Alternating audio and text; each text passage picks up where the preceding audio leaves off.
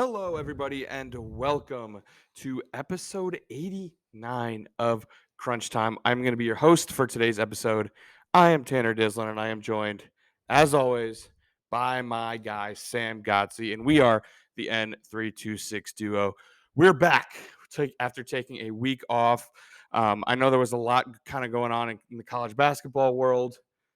Let's be honest, the men's tournament wasn't the most exciting thing in the world. UConn just absolutely ran over everybody. Yeah. And then on the women's side of things, it was a little heartbreaking for me and Sam the way things ended up, and the whole controversy around that. And certainly we had heard enough about it, and we guessed you did too. So we Yeah. didn't really want to beat a dead horse anymore and add more commentary to something that you've heard everybody and their mother talk about. So we decided to take the week off, much needed for us, surely much needed for you guys. But we're back. We have a great episode planned for you today. Of course, the Masters wrapped up last weekend on Easter Sunday. Congratulations to Jon Rahm on winning the tournament.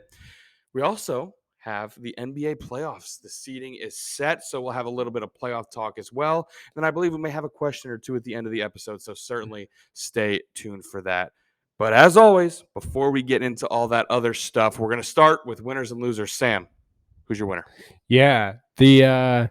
My winner might shock some people because, as everyone knows, I'm not a huge baseball guy. I don't know what you're talking about. As I rep a South Alabama baseball sweatshirt and a Cubs hat. I was going to say Mets hat, Cubs hat. We are a baseball podcast. Oh, Who would have known that we are a baseball podcast? Yeah, but my winner today is the Baltimore Orioles. Brought out a new Selly today, legendary Selly. So if y'all didn't see it, in Monday's game against the Athletics, Ryan Mountcastle, however you say it, blasted a home run that cleared the wall, hit a homer. That's not why he's a winner, but the Selly was awesome. He gets in the dugout. They have a beer bong. Unfortunately, we found out it wasn't full of beer. Kind of sad. But he did a water bong celebration, and it was absolutely awesome. Yeah, it was pretty sweet. Sorry, I was just locked in on the game. We got the Mets game on the TV right now, and Luis Guillorme, one of the Mets players, just laid an absolute beauty of a bunt that stayed on the line the entire way. So I was waiting to see if it went foul. But yeah, dude, I mean, not much better. We've seen a rise in just team celebrations. You see it in football with turnover, whatever. Yeah. Chainsaw, dunk, whatever. And baseball, slot machine for slot UNLV. machine, that's the coolest. That is the best one. That is the best one. But I also like the Oregon State beaver with the chainsaw. Yeah, that one's sick. Chopping through wood like a beaver. Yeah. Not bad.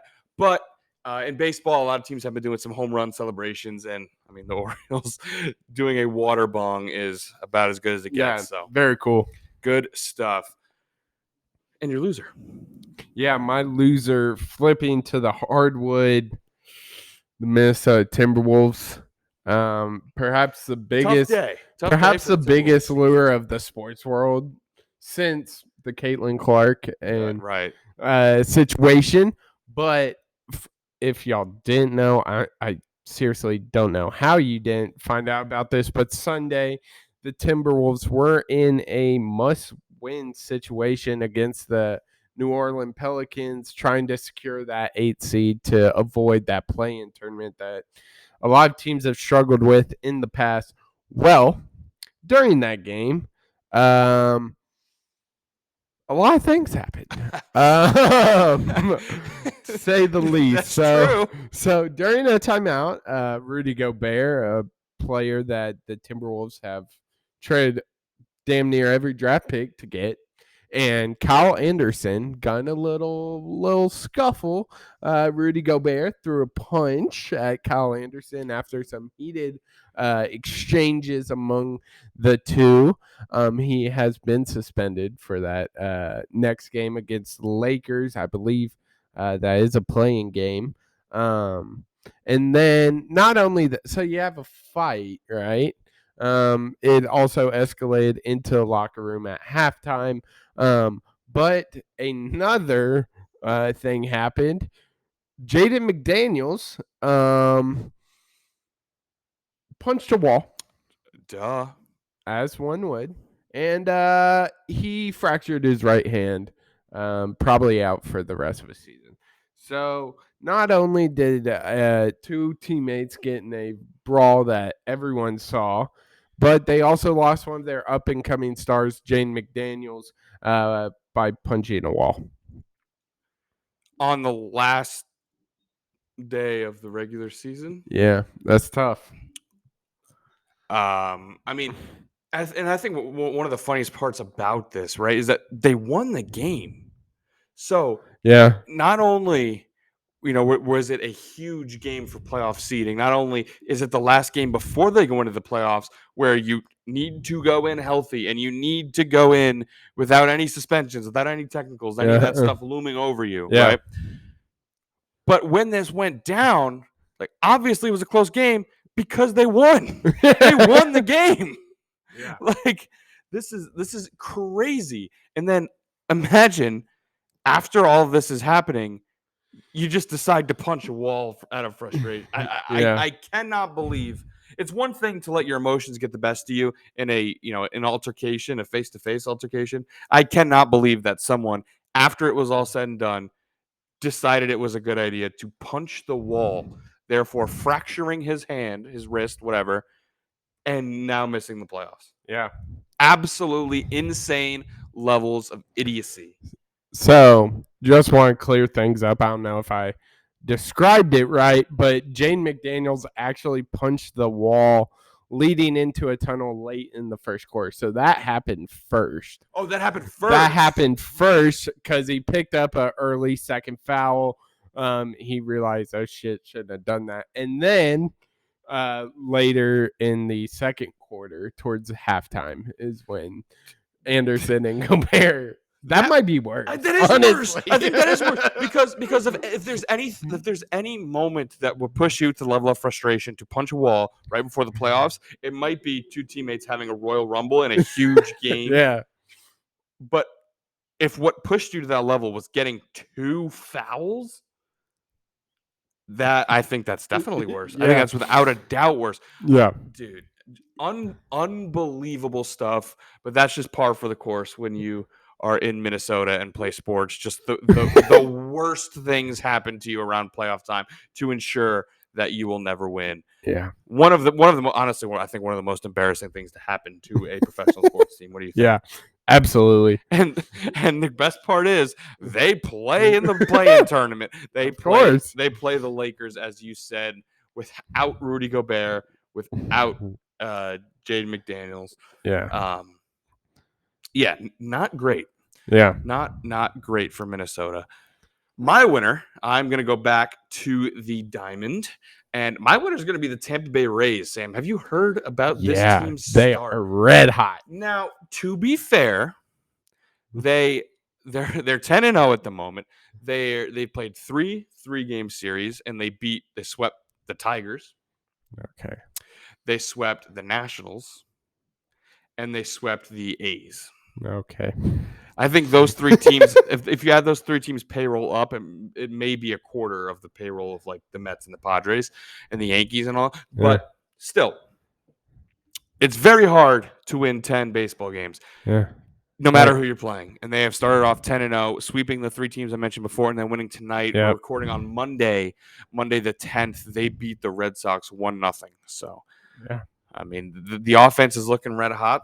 Multiple double-digit run games, but also the pitching beating the Red Sox 1-0. What a start for Tampa Bay, and it's much needed. I mean, the AL East continues to be one of the more difficult divisions in the sport. When you have the Yankees, you have the Blue Jays, who's a team that's a common pick to kind of turn things around year after year, even though it seems like they really never do. But a lot of good teams here, so imperative they get off to a red hot start, and they did so. So look out for the Tampa Bay Rays. When will they lose their first game, Sam? Predict it now. Dude, I think they dropped their 15th game. 15th. I think they bypassed the Milwaukee Brewers when they went 13-0 in '87. Look at the historian, dude. The baseball. I'm a baseball guy. Yeah, I mean, so that would be a 4-game sweep of the Red Sox, and then it looks like you'd have them losing to the Blue Jays in their next series. But here, book it. Sam has them losing. Not gambling advice. The 15th game of the season. But my loser for the episode is going to be the New York Jets. Tough. Sam, if you had to guess, what day do you think Aaron Rodgers came out and said that he wanted to play for the New York Jets? So what's today? April. Today is April 10th. I'm gonna go like March 25th. March 15th. So oh my God! 10 days earlier than that, to be exact. So, so it has now been multiple weeks, almost a month.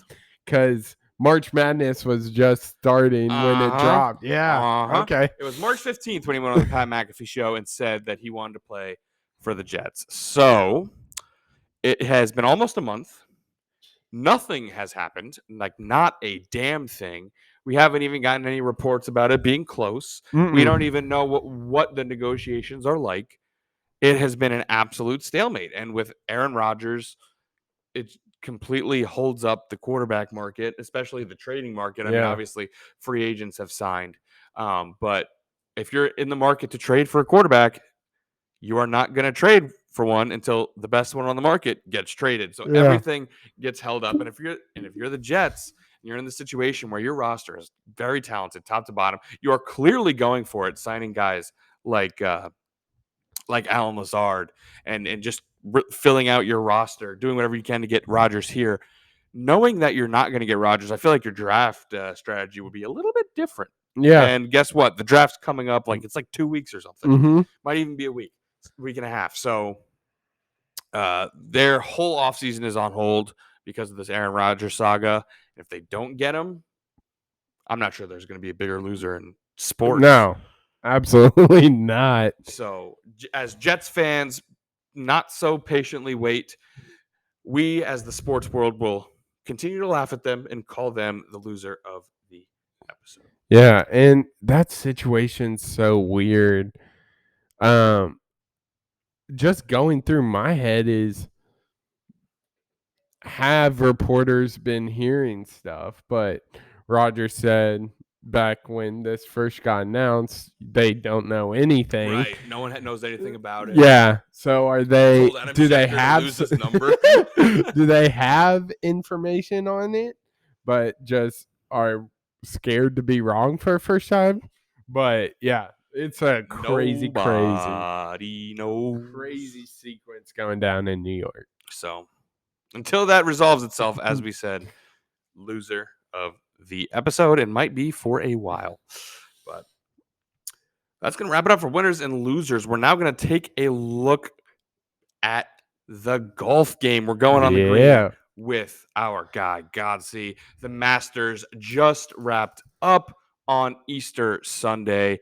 Sam, talk me through some of the guys who finished at the top, right? Obviously, we talked about Jon Rahm winning the tournament. Who else was around there? Who played well? Kind of walk us through kind of the top finishers. Yeah, I mean, like you said, Jon Rahm played phenomenal, especially on that Sunday. He came in with a 4-shot deficit to Brooks Koepka, Is it Koepka? Yep. Koepka? I was just preaching at the 4-stroke. The 4-stroke joke. This is true. This is true. But he was in the lead for the first 3 days. And Rahm came back, was 4 shots down, ended up winning by 4 shots within the final 30 holes. So very impressive playing from Rahm throughout the weekend, but especially on that Sunday. And so what happened to Koepka if he had that lead? Koepka struggled, man. He had 20. So as I mentioned, 4-shot lead. Koepka looked phenomenal through the first 3 days. Obviously, weather playing a factor throughout the weekend, but Sunday we finally got that Masters weather we're used to. But he was playing well. And then Sunday happened where he went 22 holes without a birdie. Ooh, and not to get off topic here, but I mean, you mentioned the weather a little bit. That changed some formatting, right? With Yeah, some of the so I believe Thursday and Friday there was like delays, but they came back on the course. Saturday towards the end they cut it off, so they actually started at 8:30 on Sunday. That's why Rahm played 30 total holes on right. Sunday. Okay. So just clearing that up, I'm Just sure. depending on your tee time on Yep. Saturday, some people had to play Yep. some extra holes on Sunday. Yeah, so that's why Koepka went 22 holes without a birdie. Right. In Sunday, he shot a +6. Ooh. Ooh. I mean, let's give it to him. He is used to playing 3 days with Liv. So, like, he's used to it. But yes, he played absolutely terrible on Sunday, but it could have been like last year where he posted a pair of 75s, missed the cut, and then tried to punch a hole in the back windshield of his courtesy car on the way out. Jaden McDaniels? I know. Let's go. It's a punching episode, I guess. But so those were kind of the two guys that were kind of at the top of the leaderboard throughout the weekend. Jordan Spieth, obviously a well-known name throughout the golfing community, played as his usual self, had 9 birdies on Sunday, was playing well, just couldn't catch up to Rahm in the end. Mickelson, a live guy, everyone, obviously everything surrounding this is kind of the first PGA event where live players could participate. Mhm. And Mickelson had 7 under 65 to play second, so he tied for second there. But back to this live conversation, Koepka and Mickelson, 2 guys I mentioned previously, led 12 of the 18 that qualified that play regularly on the live made the cut. So 12 of 18. And usually 67% of yeah, Liv made the cut, huh? And the surrounding story behind Liv is they're not as high quality as PGA Tour guys. Well, that can go one of either ways. Koepka played well 3 days. Mickelson played well all tournament, but when it mattered most, he choked. And I mean, you mentioned the difference in format, right? I mean, Liv only plays 3 rounds. Yeah. PGA 4 rounds, Yeah. right? So I wonder if it was a matter of endurance. Yeah. And having to go 30 holes in one day. That is a lot. that might have something to do with that. That it. is a lot of golf. And then obviously Tiger Woods made the cut. He had to basically medically forfeit. If you saw his clips, he couldn't walk. So that was sad to see. But new Rory McIlroy also missed a cut. Another big name that didn't really play as well as he should. But a new amateur star has risen from this tournament. Sam Bennett. He's an amateur. I believe he's 20 years old. He was like the only amateur that made the cut. And so he finished 16th in the hardest tournament, or one of the hardest tournaments, the Masters, obviously. Placed 16th. So here's a fun fact for you, Tanner. Because he's an amateur, he can't take home his winnings. Yeah, dude, that is so lame. That feels like the NCAA instituted that. Tell me that's not a thing the NCAA would do, right?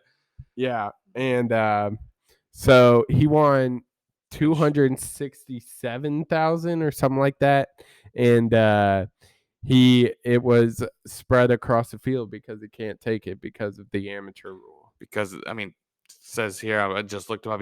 By the way, he's 23 years old, so he's younger than both of us. Sweet. That makes me feel good. Yeah, it makes me feel great. And yeah, he's currently at Texas A&M. So that whole NCAA thing, I'm sure there you go. That might have held some weight there. But yeah, Sam Bennett is definitely one of the up and coming stars of the PGA Tour. It's going to be awesome seeing what he did. But that was kind of a very shortened version of kind of what went down on the Masters through all the chaos of the weather, trees falling, choking by Koepka, Rahm playing phenomenal, Spieth being an absolute stud on Sunday, and then obviously the Live versus PGA Tour battle, and PGA Tour came up on top on this one. Yeah, I mean, is it gonna be a race to lock up this Sam Bennett? Is Liv gonna come in with the backup to Brinks truck? There you go. Brinks truck, excuse me. But one more question for you, Sam, before we move on to the NBA talk. You are a patron at the Masters. A tree falls on you. Yeah. What are you demanding? Oh man. From either Augusta or I don't know what the entity is, the Masters entity, whatever. Yeah. What are you demanding for you not to sue them for everything they're worth?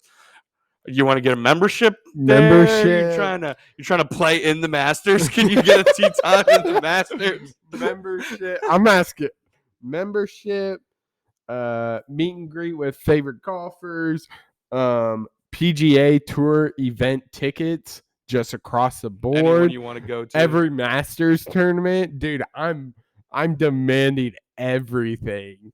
Would you get it? Would you get a tee time at the Masters? Would you? Want to get in there and play?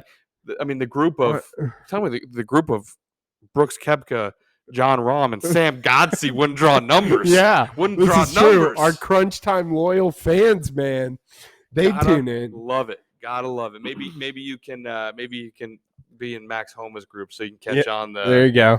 There you go. His crew. But that's going to wrap it up for our Masters talk. We have been on the green, and I tell you what, man, that's the first time I've been on the green this golfing season. Yeah. So thank you, Sam. Yeah, absolutely, man. I have not been there yet, and I want to go to the green, but the weather's finally coming around to golf weather. It seems like that finally may be the case, but we have finally locked up the seeding in the NBA. The playoffs are, I guess, the play-in. First off, okay, we set the ground rules. Play-in is not the playoffs, right? Are we in agreement on this? In order to be in the playoffs, you need to play a 7-game series? Yeah, I think so. Okay, so in that case, the play-in starts on Tuesday, the 11th, which is tomorrow on the day of recording, and 2 days ago on the day of release. So you will see how these games have ended up. But the Eastern Conference seeding are as follows. Number 1 seed Milwaukee Bucks, 2 seed Boston Celtics, then the Sixers, Cavaliers, Knicks, Nets, the Knicks and Nets wrap up the playoffs. Then the play-in, the 7 seed Heat, 8 seed Hawks, 9 seed Raptors, 10 seed Bulls. So before we move on out west, we'll start in the play-in, Sam. We got 7 seed Miami versus 8 seed Atlanta, and then 9 seed Toronto versus 10 seed Chicago. Anything stand out to you? Miami being a 7 seed was kind of shocking. I haven't been watching a whole lot of Atlanta Hawks basketball. Did they have like injury issues, or has everyone just been chilling? Dude, I mean, I'm pretty sure since, I mean, the year they went to the Eastern Conference Finals, since then they've just been terrible. But makes sense. You know, you know how it works in Atlanta. That year they made the Eastern Conference Finals. They fired their coach. Yeah. I think they hired Nate McMillan at that point as the interim coach, went on that run, kept him. They sucked. This year, fired Nate McMillan. Makes sense. Back into play-in. There we go. So now they might be able, they fired their coach. They've done what's necessary. They might be able to make a run. So that might be a team to look out for. I'm saying it officially. Look out for the Atlanta Hawks. They fired their coach this year, so they might make a playoff run. Yeah, but the Raptors, I mean, they have all their same players, VanVleet, Pascal, just all solid team all around. I think they take care of Chicago. I haven't been impressed with Chicago. Dude, the DeMar DeRozan revenge game? No, nothing. No. Not even a little bit. Nope. Chicago has been a very confusing team to me this year. Yes, they lost Lonzo, but he hasn't played since like 2020. So did they really lose him? No. But they still have Levine, still have Vucevic, who was a walking double double every game. They still have DeMar. How is this team bad? How is it not bad? I mean, they made the play, but how are they the 10th seed and not a 7th? Look, 2/3 of the team make 2/3 of the NBA teams make the play-in, at least the play-in. So I think we can qualify them as bad, and especially the level of talent they have. They're bad. They're bad. They're bad. Yeah. There's no way Toronto should have a better record than Chicago. I am totally with you. I do not understand it. And I mean, just 2 years ago, for the first 2/3 of the season, they held the 1 seed in the East. Yeah, exactly. Granted, that was when Lonzo was healthy, but still, like what happened to this team? Why? I just don't. Don't. It makes no sense. I don't understand it at all. But we'll predict this play-in. So 7 Miami versus 8 Atlanta. Who you got winning that? I got Atlanta winning this one. You got Atlanta. Yep. You got Atlanta. I'm gonna go with Miami, and then so that would be Toronto, Chicago. Let's go Toronto here. Toronto. I haven't been impressed with Chicago all I year. agree with Toronto. So then the other game for you would be Miami versus Toronto. The Kyle Lowry revenge game.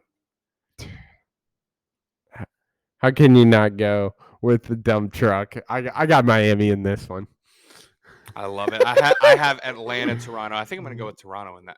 No, I'm going with Atlanta. The fired head coach cheese. Right? I'm going with the fired head coach cheese. That's what I'm going with. So I like it. Okay, I like it a lot. But the rest of the field in the Eastern Conference, the matchups, we're looking at 1 seed Milwaukee versus whoever the 8 seed is from the play-in. 4 seed Cleveland versus 5 seed New York. 3 seed Philly versus 6 seed Brooklyn. 2 seed Boston versus whoever the 7 seed is. Sam, what pops out to you, if anything? I'm looking at this Philadelphia 76ers Brooklyn Nets game. Obviously, with Philly, you have superstars like James Harden, Joel Embiid, who's on that MVP style like season. But people are going to be overlooking this Brooklyn Nets team. Obviously made some big trades at the trade deadline. Got rid of Kevin Durant, got rid of Kyrie. For some reason, kept Ben Simmons, probably because no one wanted him. But a lot of people were questioning that trade for Ben Simmons. But McCall Bridges, Cam Johnson, I think Dorian Finney-Smith was somehow involved with that trade. I think he was in the Kyrie trade. Kyrie trade, thank you. They have been playing phenomenal. Dinwiddie as well. Cam Thomas has been hooping as well. They are a solid team. Obviously, you don't have that superstar player, but they play as a team. They don't need a guy to go for 40 every night. And I think that benefits them. I do. And they have one of the most consistent players in McCall Bridges, just playing every damn game. I think he's played like 83 straight, which is including checking in for a few seconds before subbing out to keep the record alive. There you go. But absolutely, I'm looking at this one, man. I'm curious to see what this young team does against James Harden and Joel Embiid in this 7-game series.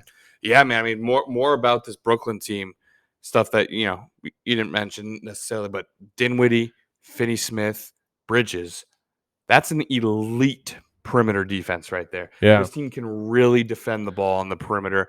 Then, I mean, and probably one of the more underrated players in the league, let alone big men in the league, Nick Claxton. Yeah. That dude is good. Yeah, that dude he kind of came out of nowhere. That dude is good, dude. He can score. He can rebound. He himself, when he gets the proper usage, because of, I mentioned, as we mentioned, all those players on the outside, when he gets the proper usage, he will and should be a walking double-double. But yeah, he's kind of the engine that makes that whole thing tick. I agree with you. Brooklyn's a sneaky team. Mikal Bridges, absolute baller. Of course, you know where I'm looking. But of course, you know where I'm looking.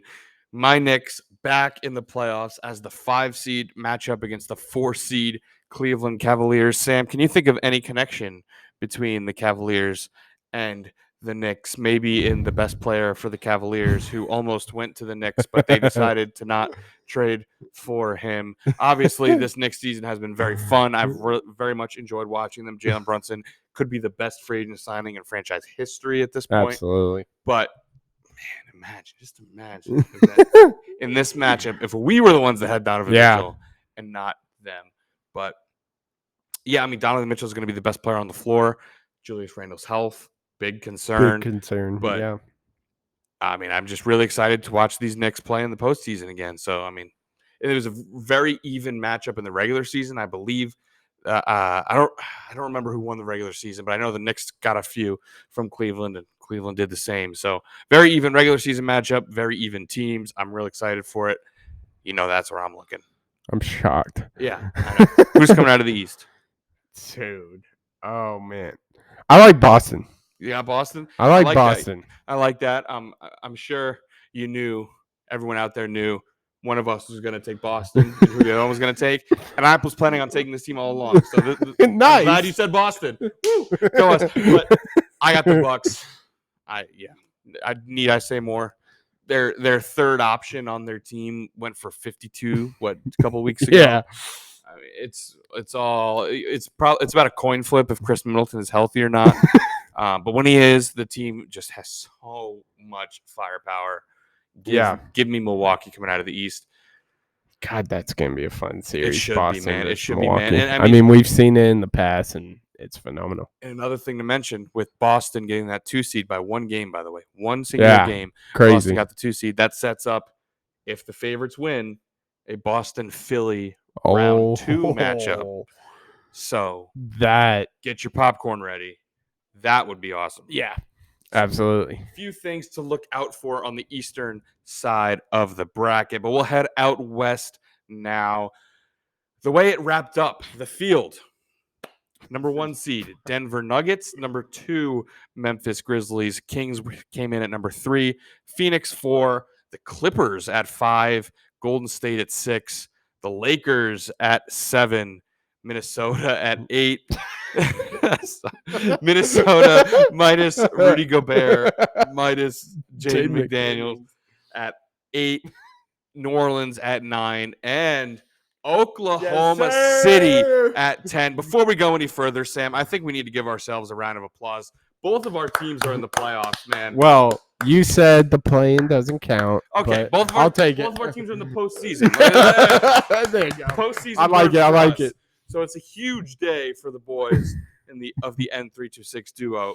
But yeah, so the play-in, the 7 seed Lakers will play the 8 seed Timberwolves without Rudy Gobert or Jaden McDaniels.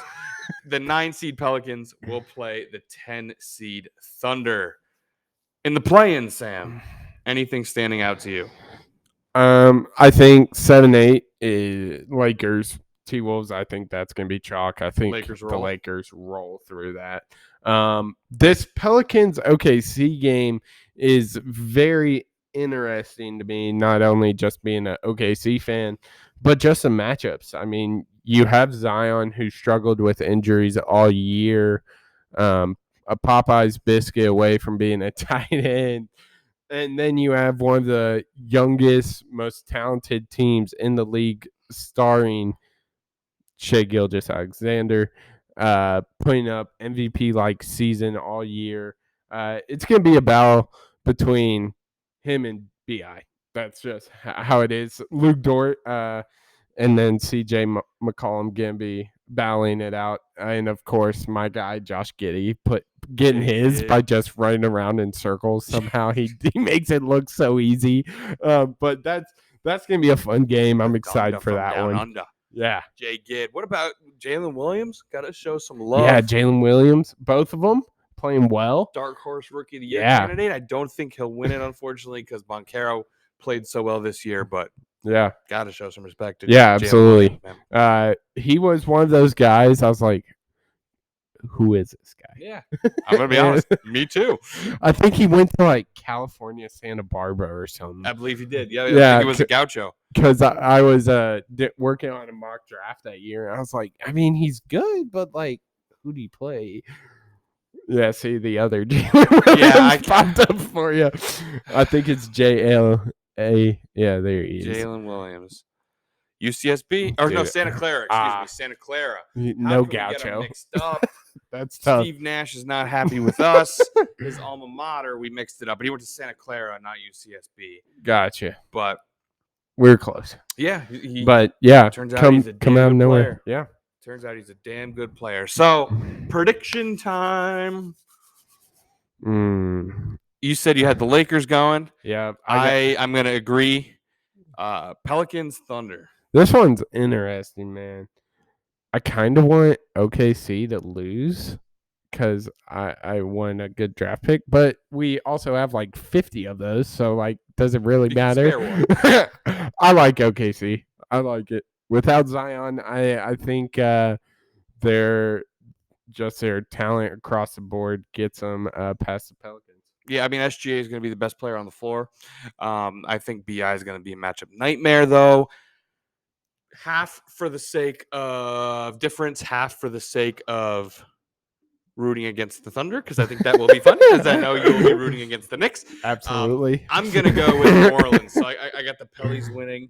So that leaves for you, Thunder, Timberwolves with Rudy Gobert back, but not Jaden McDaniels. Give me Thunder.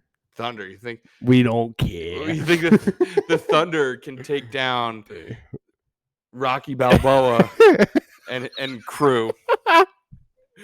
But I have New Orleans versus Minnesota. I think Minnesota gets it done. You know why? Because I want this team to be in the playoffs so bad.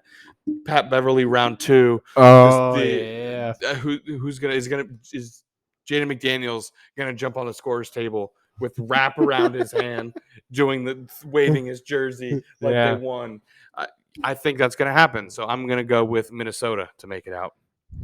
But widening the field, looking at the entire side of the bracket here, we have 1 seed Denver playing against whoever comes out of the 8 seed from the play-in. 4 seed Phoenix versus the 5 seed Clippers. Oh my! Yeah. Talk about spicy. 3 seed Kings versus the 6 seed Warriors, and 2 seed Grizzlies versus whoever comes out of the play-in. Sam, so I think I know where you're going to go, because I feel like everyone's looking at this series, but what do you got your eyes on here for the entirety of the bracket? You know, obviously that Suns Clippers matchup is the one that everyone's looking at. I'm going to go a little different route, though. I'm looking at this Grizzlies Lakers game. Memphis, a lot of controversy around the season. Dylan Brooks, Ja, Jaren Jackson, Steven Adams, all those guys just, you know. Yeah, we all know. And then that team playing LeBron and AD. What is going to go down there? 2 completely different teams. One that kind of picked up where they left off last year, and the Grizzlies just doing what they do best, getting buckets and winning games. And the Lakers struggling with injuries all year. Kind of starting to see that decline of LeBron James, but he's going to give it his all. His door is slowly closing, and what better way to teach the young bloods of Memphis how to play old school basketball. Yeah, I tell you what, that 2-7 is very, very interesting, because you have, like you said, possibility of Memphis Lakers. Yeah. Did anything happen between those teams this year? Oh, yeah. Right? I forgot that was that game. Shannon Sharp wanting to fight the entire Grizzlies team. Steven Adams specifically. So interesting possibility there. But also, if somehow Minnesota wins this game, then it's Memphis, Minnesota. I mean, what that go 7 last year? I believe. If not 7, then 6. Yeah. And it was really close games, and Minnesota choked a few, if I remember correctly. So a possible big time rematch there. But yeah, I mean, this Phoenix Clippers. I mean, what else? What else could you want, right? Two of the best duos in the NBA for facing Kawhi off. to play more than 3 games. Okay, well, let's not get greedy here. After game 1, he's gonna be out due to load management. But I tell you what, dude, I feel so bad for the Kings. Yeah, tough draw. You're the 3 seed in the West. You have a season of a lifetime in Sacramento. Light the beam, vibes are high, and then you draw the Warriors in the first round of the playoffs. Just broke an NBA record for most points in the first quarter. Oh, yeah, that's tough. Are you giving the sucks. Kings any chance? I think they have a chance. Yeah, I mean, I think they have a chance. I would definitely lean Golden State. I mean, we all know what the Splash Brothers do in the playoffs, and just how new all this is to all the guys. Back too. Wiggins coming back. How new this is to all the guys in over in Sacramento. But Sacramento scores the basketball, man. They're an elite offensive team. They do have some veteran presence. I mean, Harrison Barnes been here before with Golden State. Harrison Barnes revenge game. Harrison Barnes revenge game. Note it down. Write it down. A lot of revenge games, man. Crazy. But yeah, dude. So they have.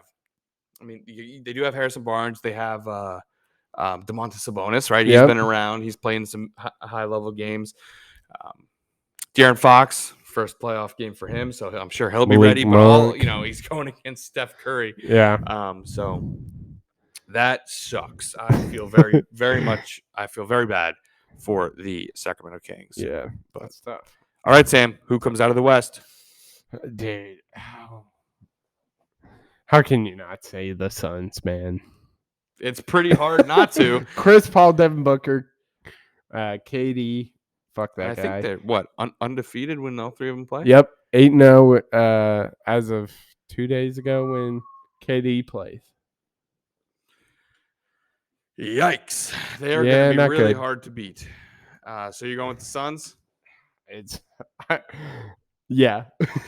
I just don't know who has that much talent. I mean, you have Denver, but I don't like that matchup against. I mean, look at the big men lineup. You have DeAndre Ayton against Jokic, who is one of the most unathletic bigs. Great player, don't get me wrong, but how's he going to contain DeAndre Ayton? Oh, and you still got KD, Chris Paul, and Devin Booker to worry about. Yeah, I'm also going with the Suns, so don't need to explain it to me. But I was actually looking at the Suns to see if they were still undefeated. I noticed they lost their last 2 games, so I was kind of curious, what's going on here. They lost to the Lakers by 14. I click in the game. No Chris Paul, no Devin Booker, no Kevin Durant. Shocker. No DeAndre Ayton. Damn load management, man. They had their thing locked in, and they said nobody's playing. Kevin Durant, you can't even take warm-ups because you're gonna slip. Low blow. That might have been a low blow. That one's on me, but it's funny though. But yeah, you have it here first. Sam has the Suns Celtics. And I have I have Suns Bucks, rematch. Is this the new Cavaliers Warriors? Some are saying. I hope so. That'd be Some are saying. But all right, Suns Celtics. We have winning. Wow. I think I'm taking the Celtics. Is that crazy? I think I'm gonna go with the Suns. The Suns get their revenge on the Bucks. That's what I got. Nice. MVP. We're just gonna keep predicting. No, Finals MVP, not Finals MVP. Let's go, Jason Tatum. I'm also gonna take the easy route. Believe it or not, I'm gonna say Kevin Durant. Wow. I know. Hot take. I know. This can be a fun playoffs, man. A lot of interesting matchups. A lot of teams we haven't seen in a while. I mean, if you would have told me after Brooklyn got rid of KD and Kyrie and then kept Ben Simmons, they'd make the playoffs, not even play in, but a 6th seed, I would have told you you're absolutely insane. They're going to be in the Wembanyama sweepstakes, and they aren't. Same with OKC, and man. I tell you what, man, looking at this bracket, we were all been all over the revenge games. We got so caught up in Philly, Boston. Not Benson, or kind of Ben Simmons, but he's not playing. James Harden revenge game. Yeah. For Philly. So yeah, crazy. A lot of revenge games. Gonna be a fun one. With how crazy this NBA season has been, it's the craziness is just getting amped up quite a bit. Yeah, hopefully there's no more load management. I guess maybe we need to get to the playoffs in order for that league to finally get rid of its load management. But we're here. Should be great. I don't know what I need to sacrifice to the NBA gods to get Celtics 76ers in the second round, but I will gladly oblige. And yeah, man, I just can't wait to get it started. Both of our teams in the postseason. How about that? This is new territory for us. We don't even know how to act. Like, you notice how I didn't really talk about the Knicks. Like, I don't even know what I'm supposed to do when they're in the playoffs. So this is new territory for all of us. But before we wrap up the episode, I believe we have a question, correct? Yeah. This comes from my mom. Shout out Carol. She wants to know, Tanner, who is your favorite sports announcer? All right, you know what? So I think my favorite sports announcer is probably the announcer I've listened to the most, partially because the sport plays 162 games. Yeah. And partially because of the nature of the sport and the local television, like every game is on the same channel. Yeah. But I'm going to go with Gary Cohen, who is the play-by-play announcer for the New York Mets. Gary Cohen, Ron Darling, Keith Hernandez. I believe I've talked about him at length on this podcast. Oh, yeah. Constantly winning the MLB's best booth awards. Yeah. They're awesome. Even as a baseball guy, I love Keith Hernandez, Gary Cohen, and blanking on the third guy's name. Ron Darling. Yeah. It's a trio for sure. It surely is. I mean, I feel like there just has to be so much. There's so much talent to keep people engaged for a sport, like I said, that plays 162 games. And not only that, but a franchise who is on a normal year eliminated by July, right? Yeah. So in the dog days of summer, keeping fans interested is something that they do so well. So I'm going to go Gary, Keith, and Ron as my favorite. Should I give a national answer, or what do you think that's sure? That's go for it. Ooh, okay. A national answer. My favorite duo. Okay, I think this might be a little bit of a hot take. I think I'm going to go the primetime college football crew. Ooh. Because nothing says, like, in my mind, it's just big game, elite atmosphere, and it's a sport I care deeply about. Like, if I'm watching Iowa play and I hear Kirk Herbstreit and oh my gosh, dude, I get him. And what's the host's name? Chris Fowler. Chris Fowler. Thank you, Chris Fowler. Yes, Chris Fowler. Because the game day host is the one I get him mixed up with. His name is also escaping me. Reese Davis. Reese Davis is the game day host. Yep. But kind of out of left field. Give me Chris Fowler. Give me Kirk Herbstreit. That's a good one, man. I mean, surrounding the big time games, those are the two names you think of. I know we did this a while ago. I don't even remember what episode we did at Give Me Five. But I had Tony Romo up there, and boy, has that aged like milk. To be honest, this is gonna be kind of a spicy take, but I love watching Dave Pasch and Bill Walton because it's like watching a train wreck, but you don't know what's gonna, because you just can't look away. But is that going to be your favorite? No. Okay. Good. Good. So you kind of did a duo and a trio. I'm going to go with Gus Johnson and Joel Klatt. Gus Johnson, Fox Sports, Big Ten games, big games, historic lines.